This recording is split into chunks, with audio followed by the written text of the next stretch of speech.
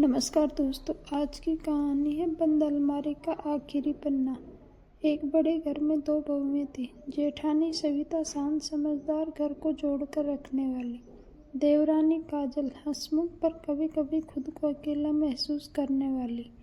ऊपर से सब सामान्य लगता था, पर दोनों के बीच एक अदृश्य दूरी थी। गहरी बात यह थी कि काजल अक्सर रात को छुपकर रोती थी और सविता ये देख भी नहीं पाती थी। कुछ दिनों से काजल घर पर कम बोलने लगी, काम भी धीरे धीरे करने लगी और अपने कमरे की एक अलमारी हमेशा बंद रखती थी, किसी को नहीं देखने देती।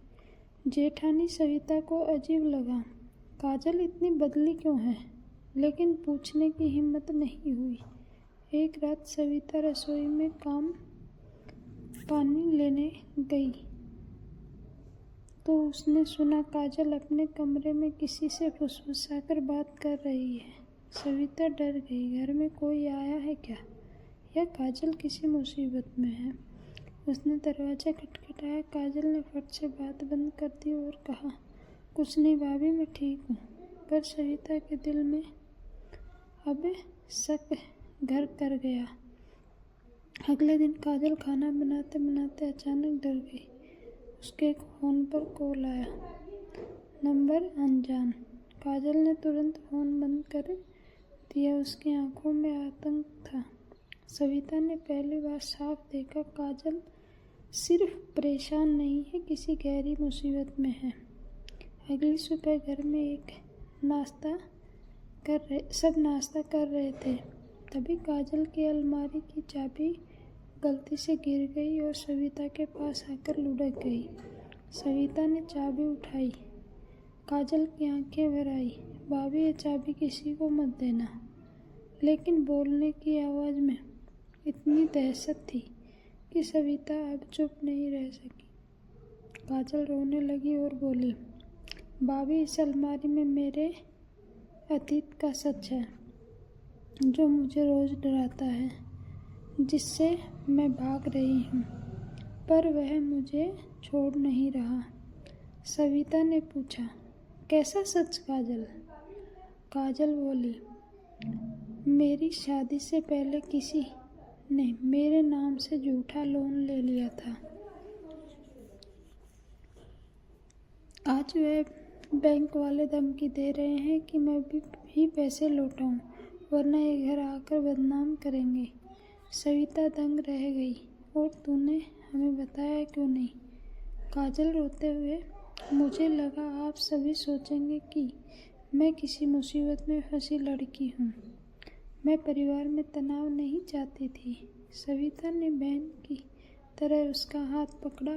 मुसीबत बहू की हो या देवरानी की, वह पूरे घर की होती है। उसी दोपहर जब घर में सिर्फ सविता और काजल थी, दरवाजे पर दो जोरदार दस्तकें हुई। बैंक के दो आदमी थे। काजल जी, आपके नाम पर लिए लोन की आखिरी चेतावनी है। काजल कांप गई।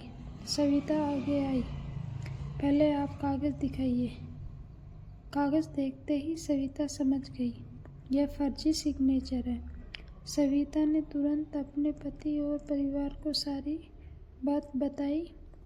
ससुर ने कहा, बिना बताए काजल अकेली लड़ रही थी, हम सब उसके साथ हैं। पर असली मोड़ तब आया जब सविता काजल के साथ बैंक गई और फर्जी साइन का मामला खुलवाया।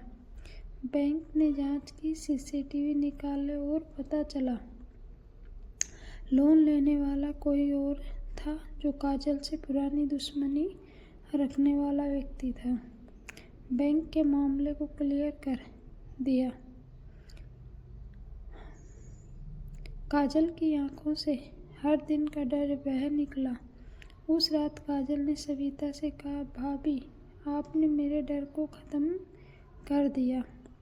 सविता मुस्कुराई। डर तब तक बड़ा होता है जब तक हम उसे अकेले झेलते हैं। दोनों बहुएं पहली बार एक दूसरे को देवरानी जेठानी नहीं, दो बहनें महसूस कर रही थी। इस कहानी की सीख, परिवार में छुपाने से डर बढ़ता है, साझा करने से हल हो जाता है। देवरानी जेठानी अगर एक दूसरे को समझ लें तो घर का हर मुश्किल आसान हो जाता है। अतीत चाहे डराए पर सच और साहस हमेशा जीतते हैं। धन्यवाद।